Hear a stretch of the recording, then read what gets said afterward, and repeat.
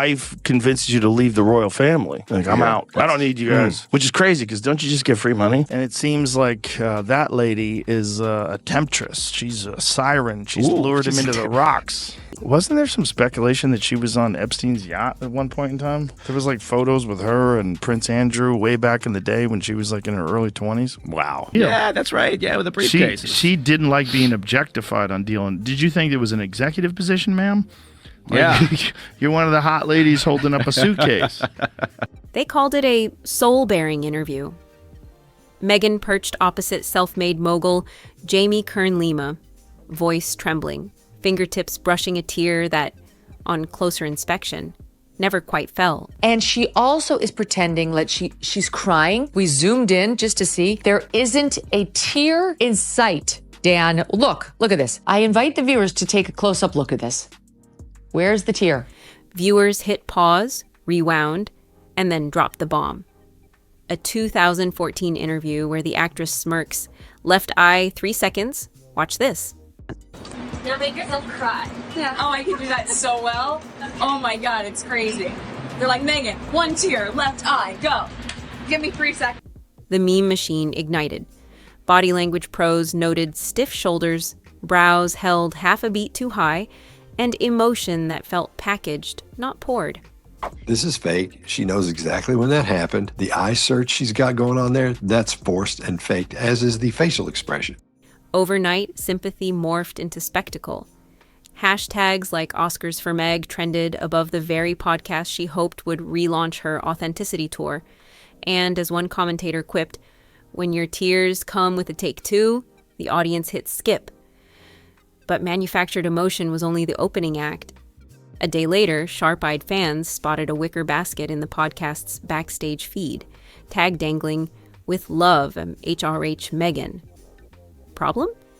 She lost the right to those 3 letters back in 2020. Inside the palace, aides whispered, "brazen." Outside, pollsters rang phones. Should the Sussexes lose every leftover title? The answer thundered back.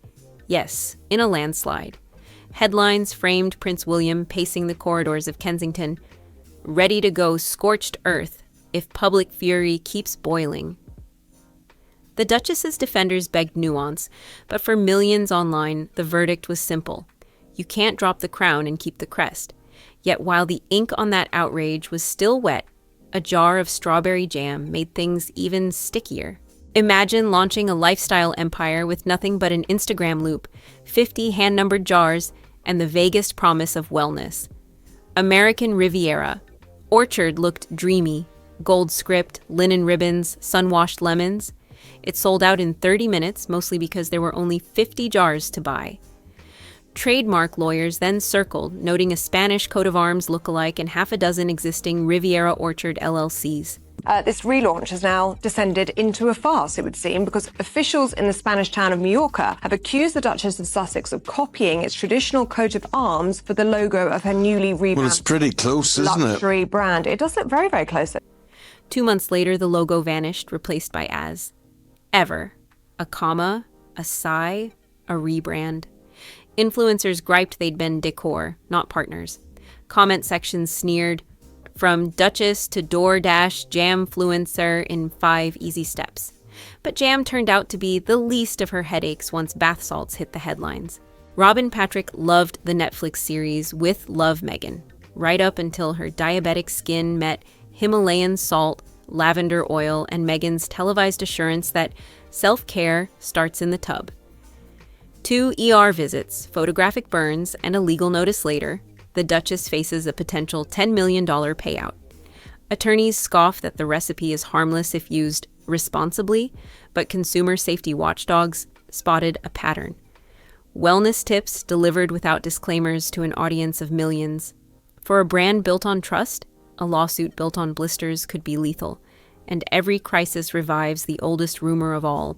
Scroll back a decade and the internet dredges up tales of yacht weeks, whispered sightings of Meghan on Mediterranean decks with the ultra-rich, and maybe even Prince Andrew. No photos, no passenger lists, just a rumor that refuses to sink. Royal biographer Kirby Summers claims an unprinted shot exists in a Fleet Street safe, while armchair sleuths stitch timelines showing Meghan's Toronto Soho House circle overlapping with Epstein's yacht circuit. True or tall tale, clicks don't care. Every repost paints the Duchess as a master strategist who penciled "Marry Harry" on a vision board before he'd even buttoned his Sandhurst uniform. Vision boards are harmless, unless the stories keep changing. Remember Meghan's Oprah vow, "I never Googled my husband." Archive hunters countered with TIG blog posts rating Kate's wedding dress and giddy entries about tiaras. Claims of naivety collide with evidence of long-standing royal fixation, and each contradiction costs a sliver of public goodwill. She pivots from victim to visionary to victim again, but the shifts now feel less like evolution and more like editing in real time. Meanwhile, across the Atlantic, a prince loses patience. If palace corridors could talk, they'd echo William's reported warning, "One more stunt and the Sussex titles are history." It's not idle bluster. Harry's security lawsuit loss, his BBC broadside, and a brotherly silence nearing 3 years have stacked grievances high. Courtiers say an irreversible break is on the table. Tabloids wager Harry might skip William's coronation altogether. As one insider deadpanned, invitations don't forward well to Montecito. Which leaves one final question hovering over the Pacific. Every brand pivot tightens the spotlight. Jam jars, bath salts, podcast confessions, each step meant to shape a narrative, yet each spin seems to widen the trust gap. Hollywood allies fall silent, royal bridges smolder, and lawsuit papers gather like storm clouds. Redemption is still possible. Reinvention is Hollywood's favorite fair tale. But so is exile. All it might take is a single headline, another phantom tear, another band title, another burned fan, to decide which door finally slams. So, is Meghan Markle a misunderstood rebel or a duchess of deception? Will the next act be a comeback or a curtain call? Smash that like button, hit subscribe, and drop your verdict below, because this royal roller coaster is far from its final twist.